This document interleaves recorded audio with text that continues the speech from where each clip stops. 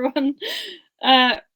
Happy to be live with Jude O'Reilly, who is going to start us off with an introduction to herself and her book, especially your newest one.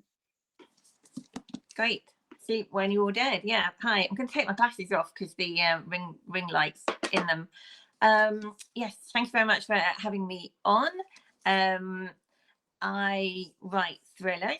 I've written 2 memoirs, one of which was a Radio 4 Book of the Week. And then my thrillers are about my action hero who's called Michael North. And Michael North has a bullet in his head, which is his USP, because it's quite hard to make an action thriller hero unique, really. And we're all trying to get out from under Reacher, because Reacher is just such a big, influential hero. So my guy has this bullet, and that means he could die at any second. He could die in fight, or he could die sneezing. And what that means is it makes him disposable in the eyes of his MI5 handlers. But the person who doesn't think he's disposable is his teenage sidekick, who's called Fang, who's a Geordie cyber hacker genius. And Fang is desperate to keep Michael North alive. He's her mate. And she's going to break any number of cyber laws to do that. And in this book, which is the 3rd in the series, North heads up to a remote Scottish island where there is a doomsday cult. And as well as the doomsday cult, there are shady American defense contractors. And when he discovers a link between the cult and the shady American defense contractors, that puts his life at risk, and also that of his teenage sidekick. Does it make you want to read it? I hope so. You said the USP is like the bullet in his head, which when I was reading it, I couldn't get Rage Against the Machine out of my head. Oh, I don't know that. What's that? Is that no, nothing to do with it. They've got a song called Bullet in Your Head, and I just kept humming it while I was reading because it just kept. Okay, well, fingers crossed it gets picked up for an American all-action movie, and then they could have that as the soundtrack, couldn't they? Maybe. What?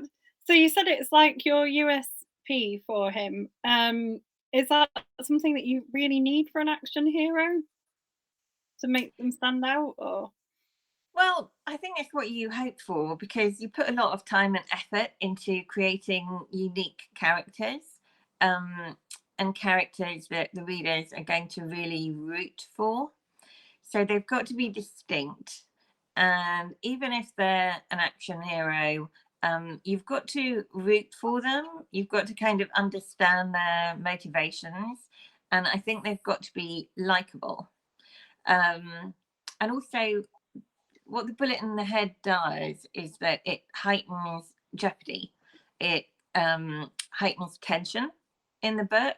And for an action thriller, that's what you want, really. You want to kind of ramp it up so that the reader keeps having to turn the pages. That's the theory, anyway. That's what I'm hoping for, because I write books that are the kind of thing that I like to read. And for me, a successful book is when I really can't put it down. Fair enough.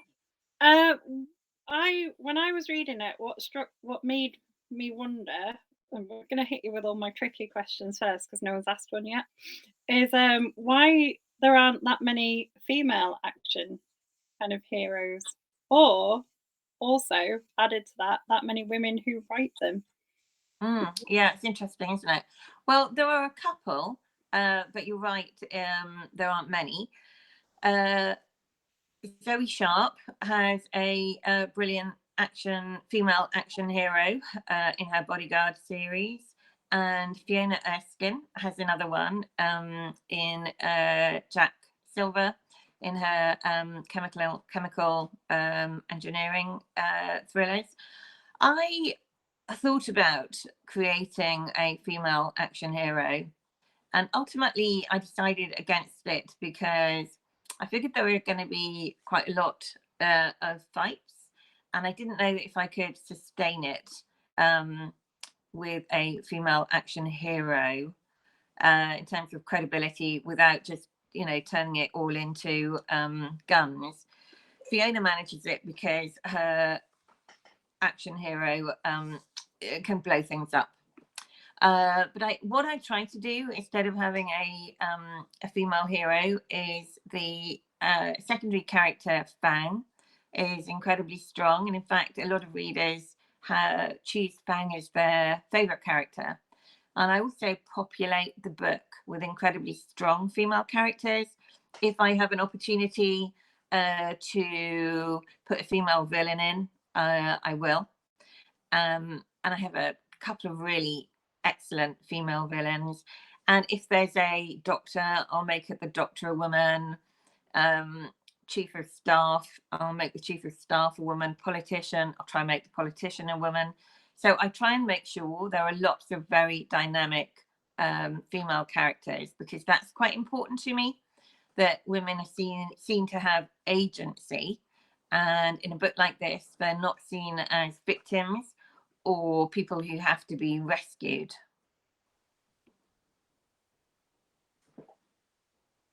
Oh, so I'm live, and I think we might have lost Kaz, have we?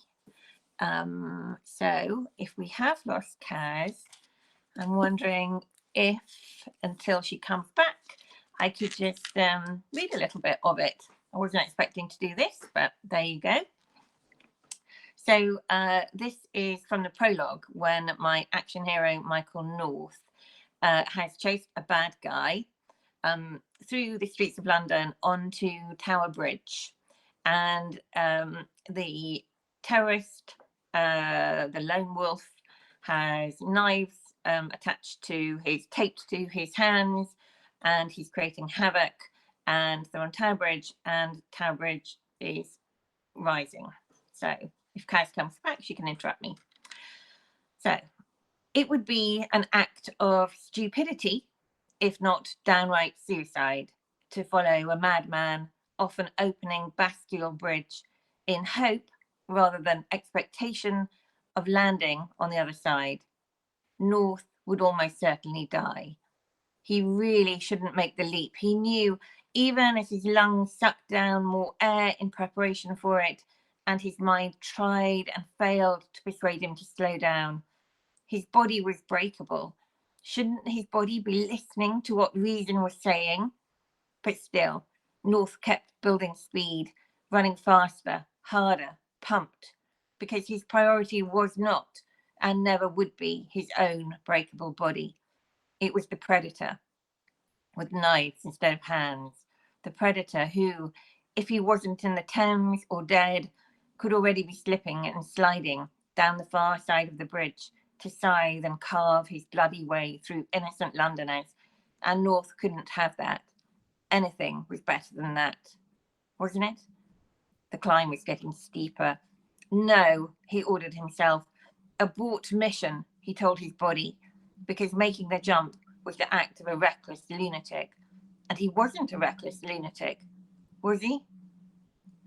North knew his own folly, even as his knee bent, taking the weight, powering up through the ground, forcing the kinetic energy through his glutes, hamstrings, quadriceps, and calf muscles, the heel and ball of his foot lifting off, scissoring through the cold spring air, reaching with every fibre for the other side of the bridge, the Thames below, travelling through the chill and biting wind, desperate for the hard landing of the bridge, still reaching, grasping only sky, reaching further, willing himself to touch the other side, which was still moving away from him. Rueful, life sweeter with each and every passing second. Had he thrown what he had left of it away? The nothingness above and below him, wanting him, claiming him, but not giving up. He'd learned to fly, if that's what it took. The impact as his forehead and then his fingers found the edge of the metal, and his body swung forwards before smashing into the iron-girded underbelly of the bridge with enough brutal force to knock what breath he had left clear out of him. Relief flooded his system. He wasn't falling, and then a dazed kind of panic. He hadn't made it to safety. Instead, he hung from the lowest edge of the Bastille, his arms nearly wrenched from their sockets, his grip clenched tight, the certainty of the waiting, churning Thames below. His head rehearsed the manoeuvre his body would have to make a split second before his body took over again. To pull himself onto the edge of the roadway, he heaved and straightened out his arms, brought first one leg up and then the other, the pavement under his knees, the best thing he'd felt since forever. His head throbbed with pain. A shadow fell over him, and with it came the rank smell of animal decay. He was too close to the edge, he realised, staring at the trainers that belonged to the shadow man, cold wind on the nape of his neck, and that immense waiting nothingness behind him.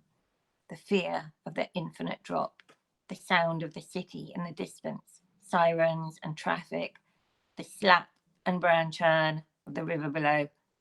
He had to stand up. Some trick of the light, or the blade to the head, had turned everything North could see into black and white and shades of grey. The only real colour, the blooded blades of the knives that dangled from the man's sleeves, their tips weeping fat, crimson tears. North lifted his gaze, sure that even that movement was enough to take him over the edge. He met the black pools of the other man's eyes as he leaned over him, and he saw a dark kind of welcome there. North kept his own hands in view as he rose unsteadily to his feet, swaying, his heels still hanging over the edge, attempting to keep his weight forward. Bleary from the blow, he eased himself forward an inch, too, so that the soles of his feet made full contact with the road surface. He felt himself tip forwards and then backwards and forwards again, and the mouth of the other man widened into the kind of smile that told him the lunatic was delighted that North had made it across to his black and white world, because now North belonged to him. I'm back. Ah, hooray! I'm sorry about that. It decided I didn't have internet. Oh dear, that's terrible. Well, anyway, I filled time by doing a little bit of a reading from the book. Fabulous. Yeah, and it came in at a really good part, like right near the beginning. Yeah, so good. Anyway, back to your difficult questions. So I hope I answered that one about female characters. You did really well. Fiona was the, I was going to say, while you were talking about it, that Fiona was the only other person I could think of because I'd read The Chemical Detective. Oh, no, Zoe Sharp writes brilliant Charlie Fox thrillers as well, which are fantastic. What do you think deters sort of more women then from writing kind of thrillers? Because women are very well represented in the crime fiction world. Yeah. Probably because, well, traditionally, quite a few of them are military thrillers.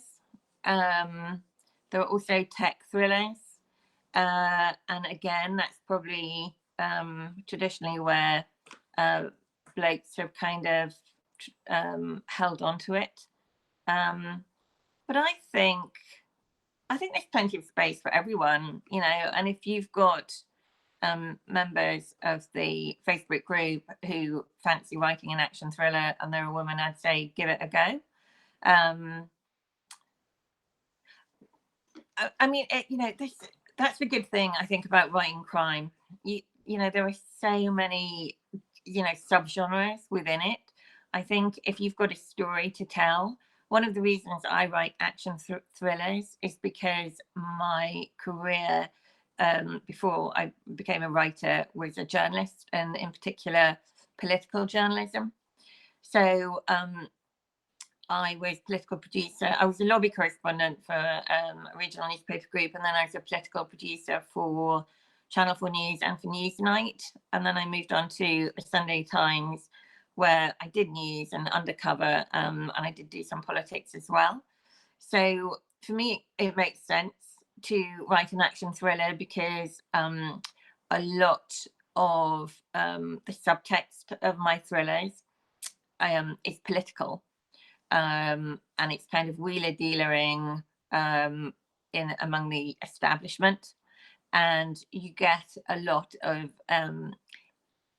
interesting motivations when you write about politics, So that's probably one of the reasons that I decided to write an action thriller rather than, say, a police procedural or a cozy crime.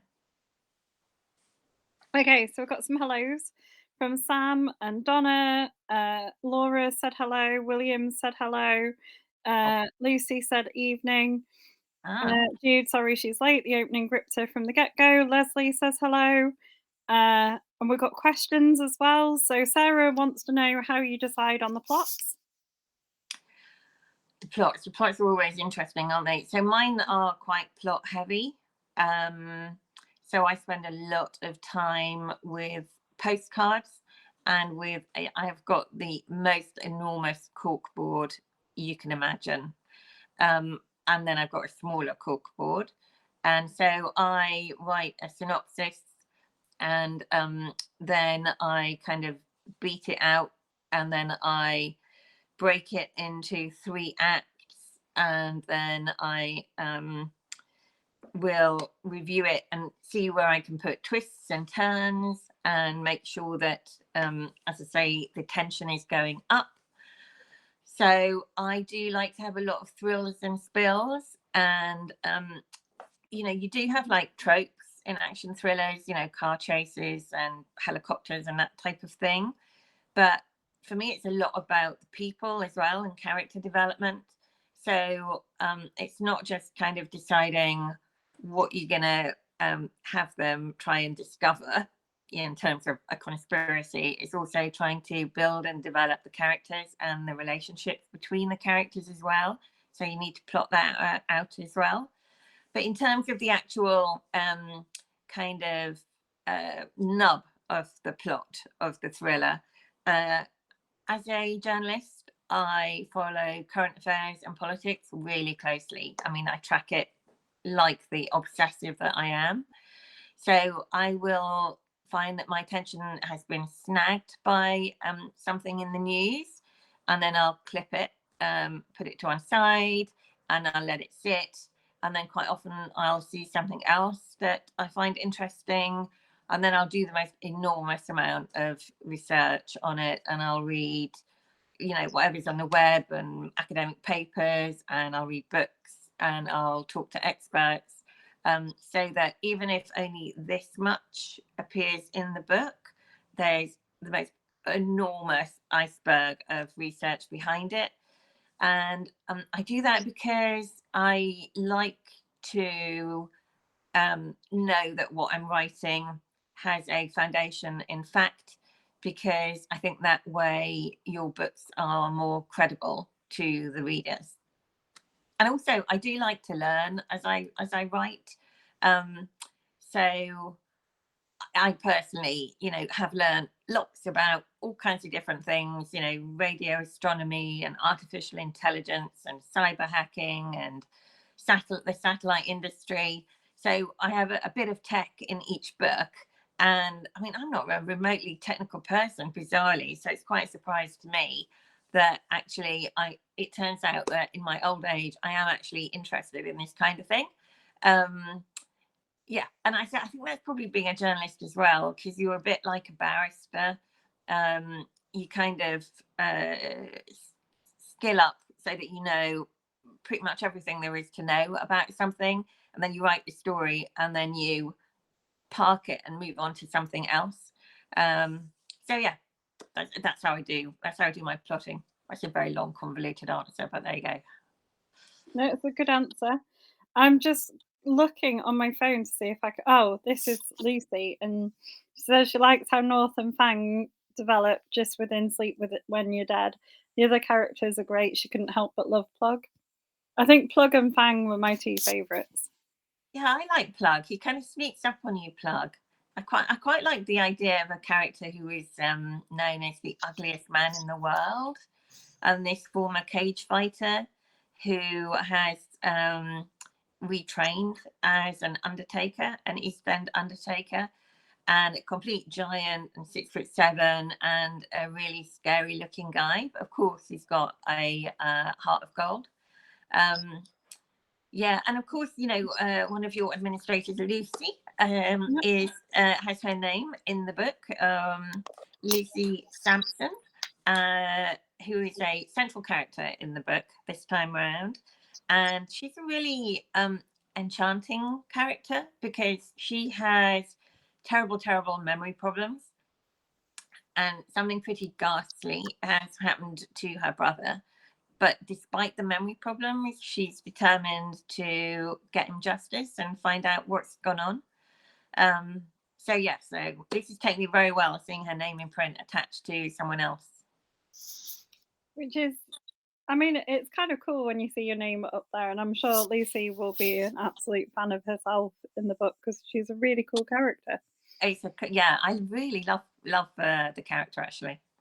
How else do you come up with your character names? So you did Lucy's with a competition. Yeah, Lucy worked quite well actually as well because there was this idea of space in the book, and satellites and stars and what have you, and obviously Lucy is to do with light. So that one was very fortunate. How do I come up with names of the characters? It's quite difficult. I'm working up an outline for something now, and I've been struggling over names. Well, I like names to mean something. So I always kind of look up the name that I'm considering, and also if it's someone of a certain age, I'll make sure that that's appropriate. And if they maybe have Irish heritage, I'll check that out. Or if they're American, I'll make sure it sounds right to the ear. Nothing that goes in a book is an accident. I'm sure most writers would tell you that. So you do want to know, if you use a name, that it ripples out in the right way, so that people make different connections, and the connections you want them to make. Cool. Someone has asked if they can watch it back from the start. You can. It will stay pinned in the group, and it will be on our YouTube channel afterwards as well. So definitely there to watch, along with any others that you would like to go back and see. I'm sure we've had Jude on before, so you can go and get extra times. While we're talking about things being live and on there, do you want to tell us about your involvement with NCS? Oh yeah, the Northern Crime Syndicate. So a bunch of us, 7 of us, Northern crime writers, set up a group. It could be quite solitary being a writer, and it was really useful during COVID. We did lots of online events, and the idea is to provide a kind of community among ourselves, and also to do panels and events. And we have this thing called Whose Crime Is It?, which is an improv thing where we try and develop a bestseller over an hour. And up to now, it's all been online, and we're about to go live for our first real life in-person events. One this month at the Littenfield in Newcastle, and then one at Newcastle Noir. So that's deeply, deeply scary, doing it in real life. And I don't know what the audience is going to think. We might have to lock the doors to keep people watching.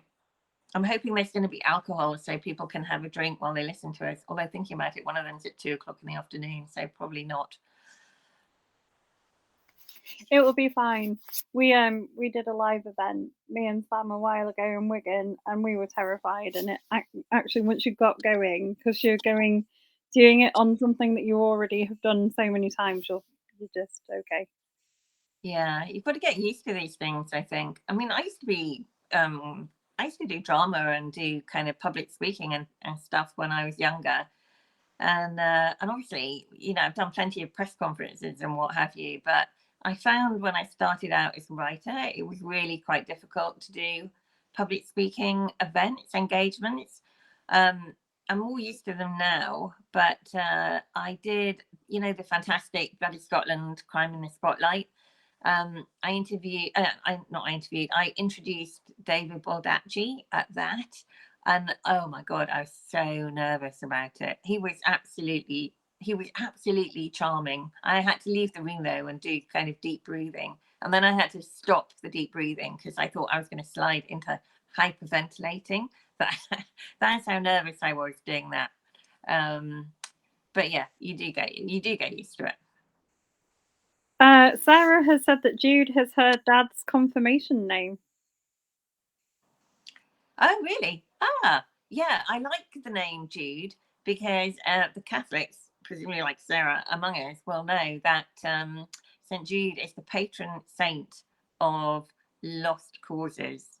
So I rather like that. I'm just going back to make sure we haven't missed any other questions.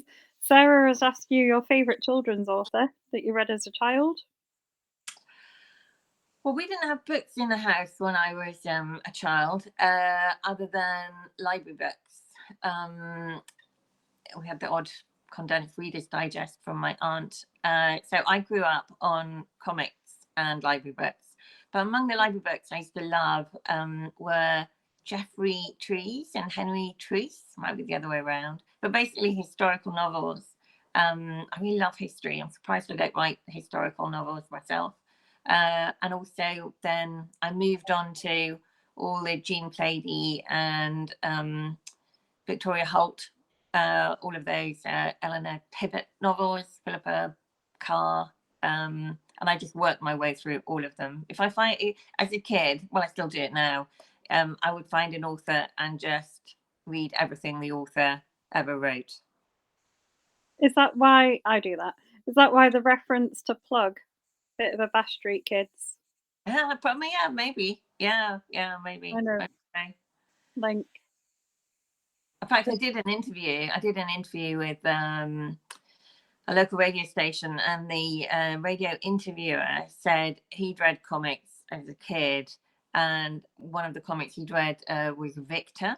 And apparently there's some character in Victor who, I don't know if he has a bullet near his heart or a piece of shrapnel near his heart, but he wondered if that had influenced me. But not to my knowledge, I never read that. I read a lot of I've read all kinds of comics. That was my reward for going to church on a Sunday. We would go and buy, 2 or 3 comics afterwards. Kids don't do that now, do they? They've got their mobile phone. They don't need comics. I think there's still a love of comics. I love to read like comics as an adult, like graphic novels and things. And I think it's a good way of getting kids into reading. The best graphic novel I've ever read is Mouse, Maus. I think the guy who wrote it's Art Spiegel, and it's just astonishing. I would recommend everyone read it. It's quite a powerful read, isn't it? Yeah. Well, with that, what has been your favourite read of the year so far? This is my new favourite question. Oh, that's a tricky question, isn't it? I'm going to say getting book recommendations from everyone I interview. Okay. I'm going to turn around and have a look at my book stack. I read some Nora Roberts, who's a very popular author. LJ Ross kind of recommended her to me. Very, very successful. So I thought I'd give her a go. Quite enjoyed it. I have just read Fiona Erskine's latest. It's not out yet. Loved it. Totally loved it. Very exciting. And I just read this one as well, actually. Just for a blurb. This isn't out yet. But this is an action thriller by an American guy. I think it's his debut, and that features a former Secret Service agent and a attempt to assassinate the president. And it's a really great read. I'd really recommend that.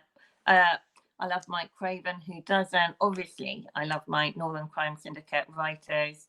Just read Chris McGeorge's Murder at the Castle, which is a Christmas, would you call it a cozy crime?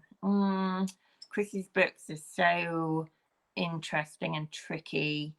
Might look like a cozy crime. I'm not sure I would call it a cozy crime, which is about a death of a member of the royal family, fictional, in a Scottish castle at Christmas time, and that's coming out pretty soon. Really recommend that. That sounds good. So my other favourite author chat question is: would you make a graphic novel of one of your books? Well, yes. I mean, we were talking about art earlier. I do really like art. Quite often at the end of a book, I'll buy a piece of art. It's like my kind of reward. I used to draw and paint myself, and then when I moved from London to Northumberland, I thought I would actually end up doing more art, but actually I set up a blog and got a book deal off the blog, so the art never happened. So would I do a graphic novel? Well, I haven't got the talent to do the pictures, but I think you could get a graphic novel out of Michael North. Yeah, I do actually. Yeah, there'd be lots of pow, bang, like the Batman things we used to we grew up with.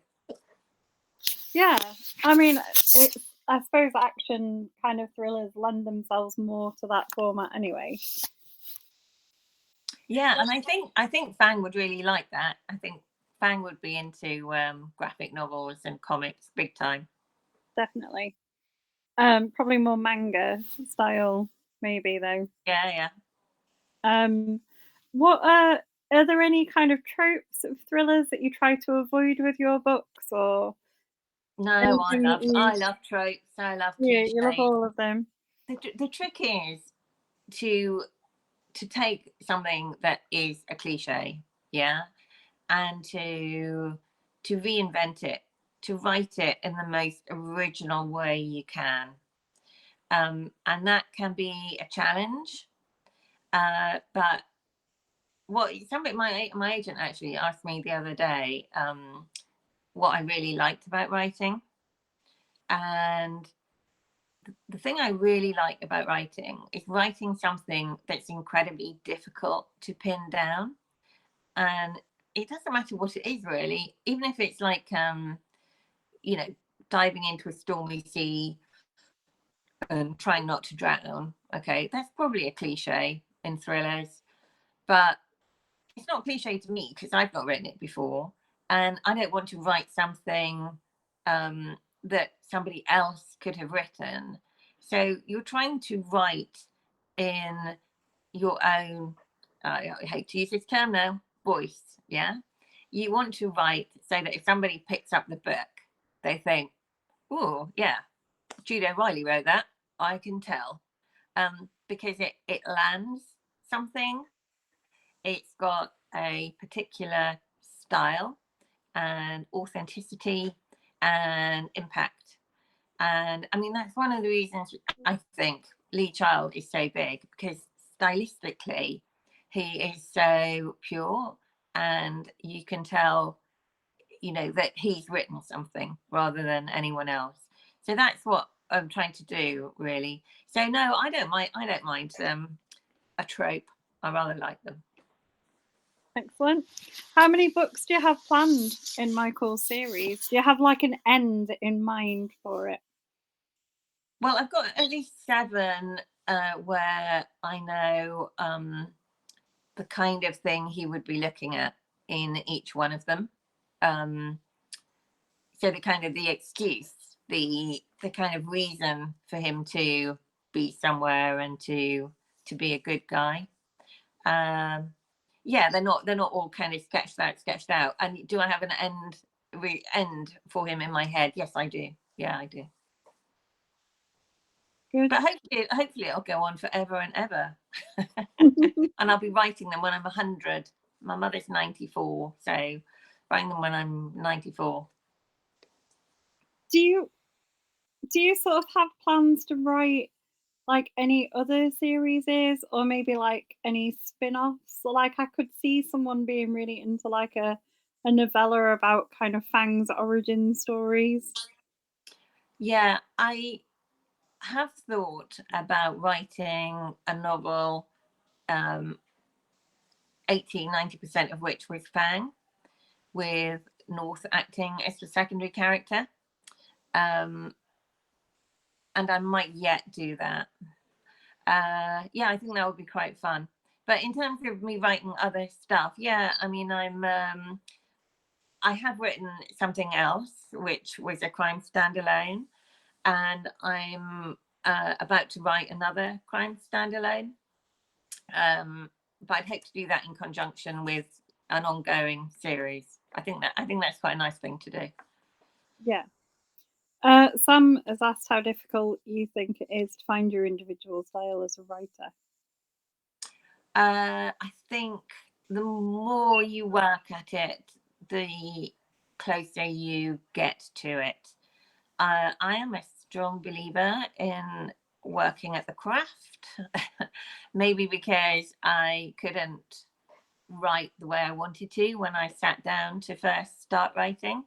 I thought I would write in a particular way, and didn't, and came out with something that was really very flat and monotone.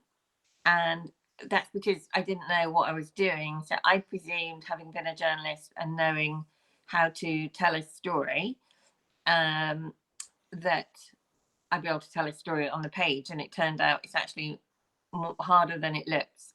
I'm sure with some people, better writers than me are instinctive writers, and they're just brilliant from the get-go. But for me, I've had to learn how to do it, which has entailed obviously reading a shed load. I mean, that's the best thing you can do, really. But also reading books on how to write, and watching YouTube videos and listening to podcasts, and doing courses and whatnot. So I think you have to challenge yourself when you're a writer. I think you have to challenge yourself really in terms of every word you put on the page. Is it justified? Is it the right word? Is it saying what you want it to say? Is it going to work for the reader? You want to deliver an entertaining read for the reader. I think some writers write for themselves, some writers write to entertain. I would put myself in the bracket of writers who write to entertain. And I want people to, get on the roller coaster at the start, go up, down, and get off at the end and think, wow, that was really fun, or let's do that again. That's what I'm looking for. And that takes work and effort.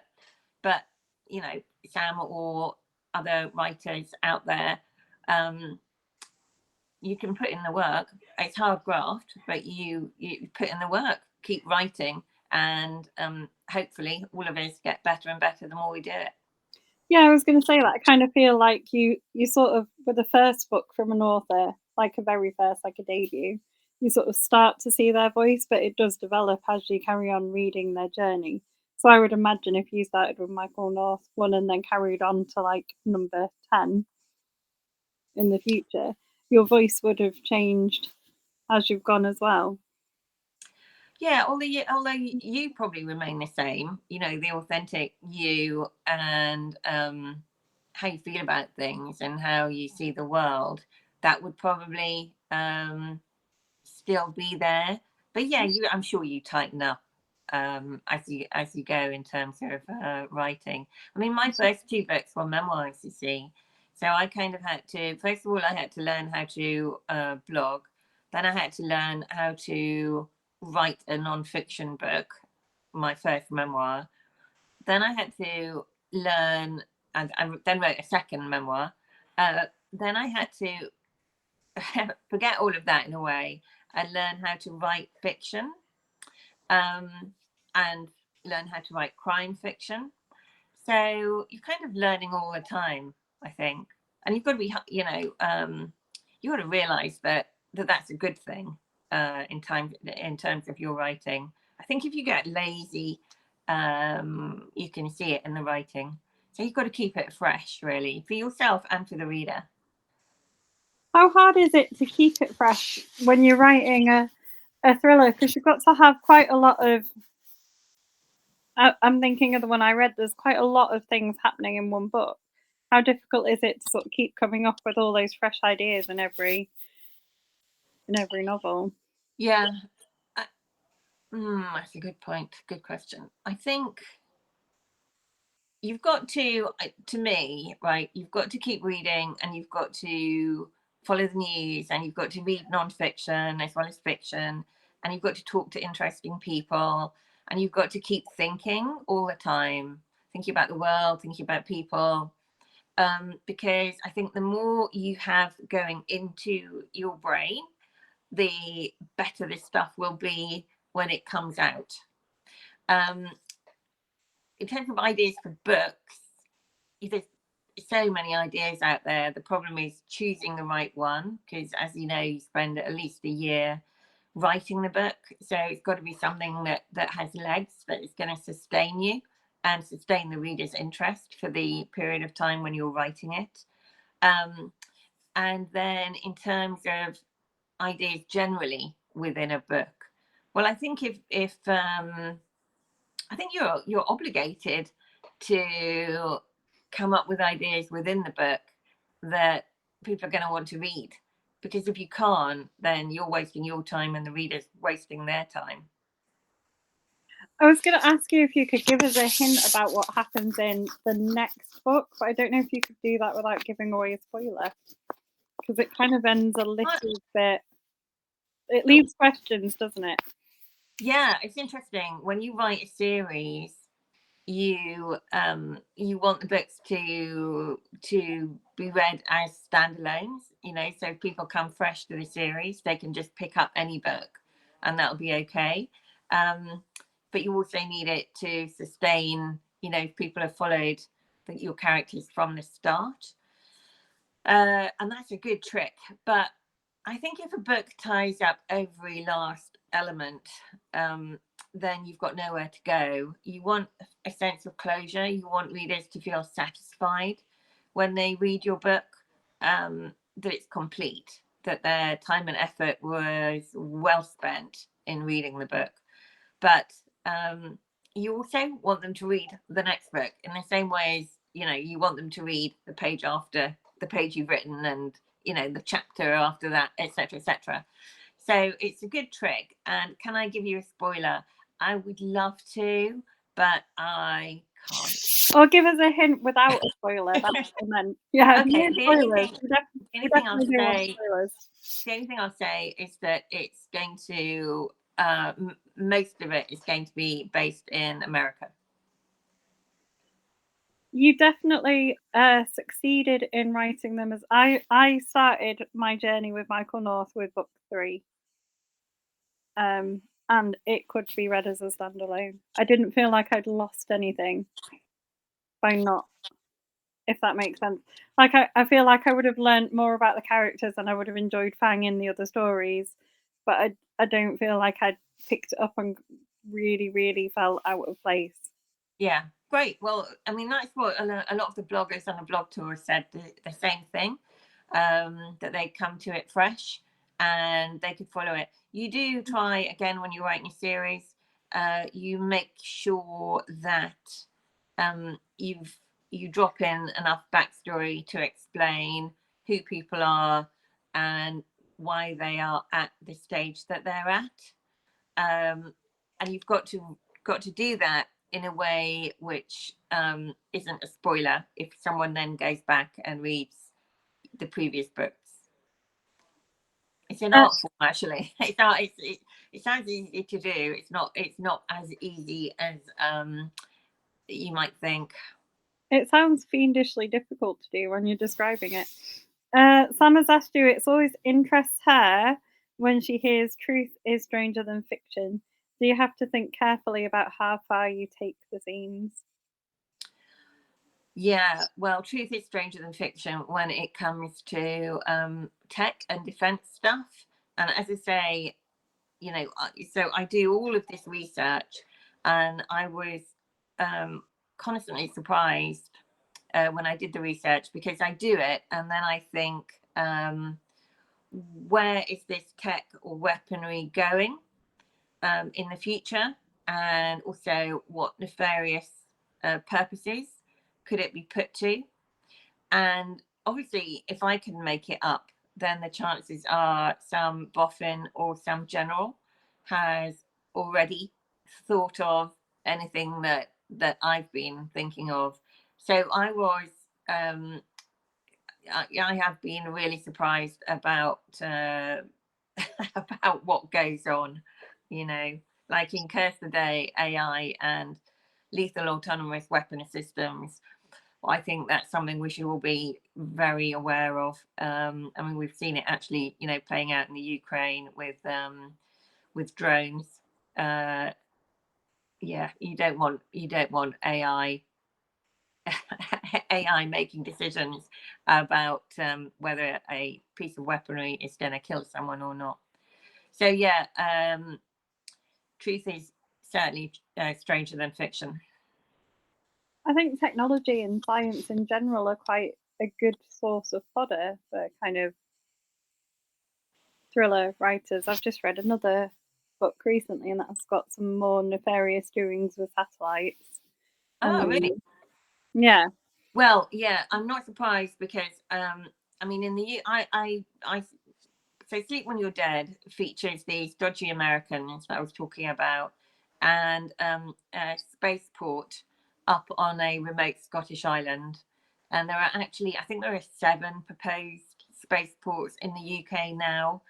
So we're waiting to see which one of them launches a rocket into space, which is loaded with satellites from the UK. And that would be the first time we've launched a rocket loaded with satellites from our own territory. And it'd also be the first time in Europe as well. But if you think about space and you think about the satellites we've got up there in terms of telecommunications, in terms of GPS, in terms of weather, climate monitoring, etc. I mean, it's huge. And also, of course, you know, as soon as you get valuable territory somewhere, then, and also, of course, satellites also have, you know, military functions as well. Obviously, our armies use them in terms of, you know, seeing where the enemy forces are and where their bridges and whatnot are. So it's a territory which can be militarized, could be militarized, already has a military dimension. So yeah, I mean, keep a close eye on space, everyone. Interesting. And I'm sure there'll be more kind of explorations of things like that to come. Like you said with Fiona, she's sort of taking science and blowing things up with things as well. Yeah, you've just got to make it relevant and accessible to people because they're quite complex things, but you don't want to drown people in what you know, but you have to know enough. I mean, Fiona knows it, you know, because she herself is a chemical engineer. I've got to learn it and get my head around it before I write it. But you've got to know enough to be able to simplify it down. I mean, I saw some interview with David Baldacci, and he said he had this like massive folder to do with I think nuclear weapons or something, and actually he'd only used a paragraph here and a paragraph there when push came to shove in terms of the book. And it's the same with me, really. You've got to know enough to be able to apply it on the page in a way that any lay man, lay woman, lay person can pick up the book and enjoy it, even if they're not really remotely interested in satellites. Do you have, if you could write with any other thriller author or any other author in general, who would you choose? With any other author, I don't know that people really write very much together, do they? I mean, apart from James Patterson employing people, that would be fine. I'm willing to take a call from James Patterson. That would be cool. You know, I mean, I love Lee Charles stuff and I love David Baldacci's stuff.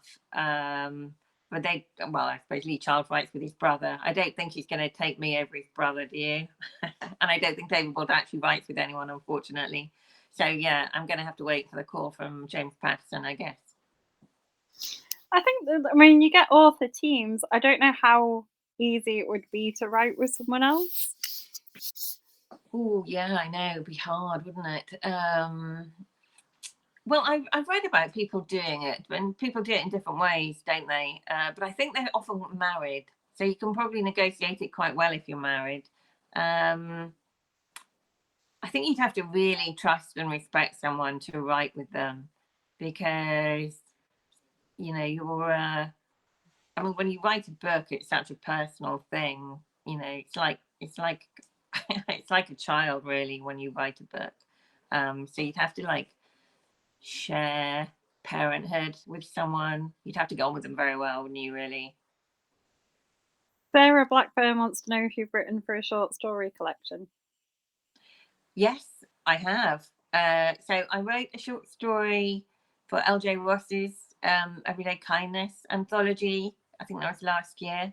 That was a different kind of short story, though. That wasn't crime.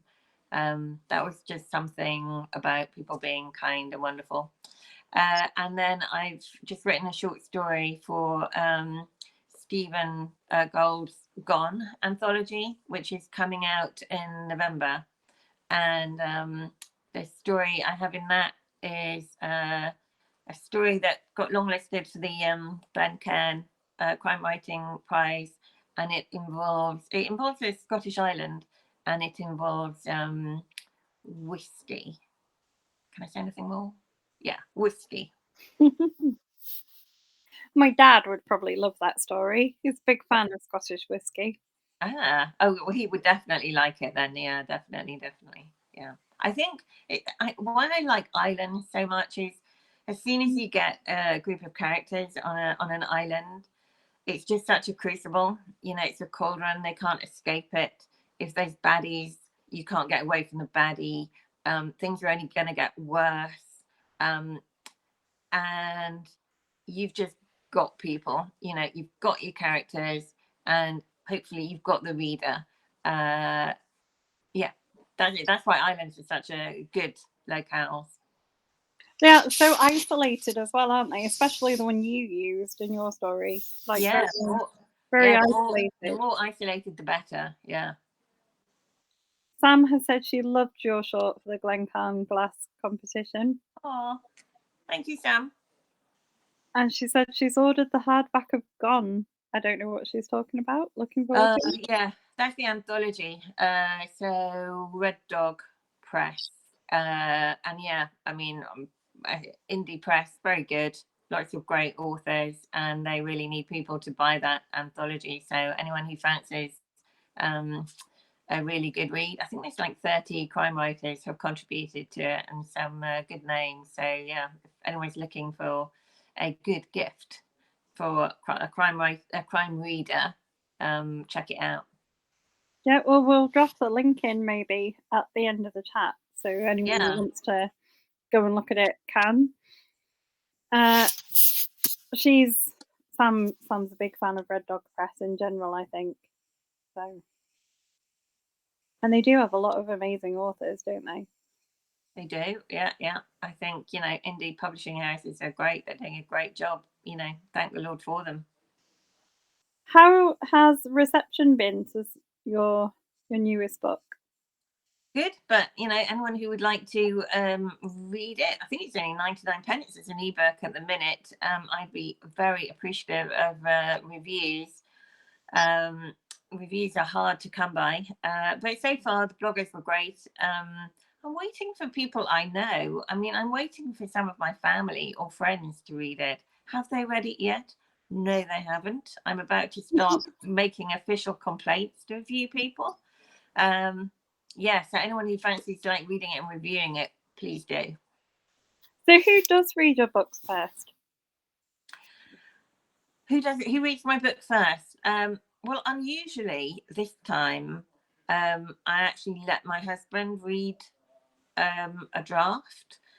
I don't normally, in fact, I never ever let him read it, because he's not a reader, and he takes forever to read a book, and I tried at first to get him to read stuff for me, and he took such a long time with it. It would just make me feel bad about my writing. So I kind of said, "You're never reading my books again." But anyway, this time I did let him read it.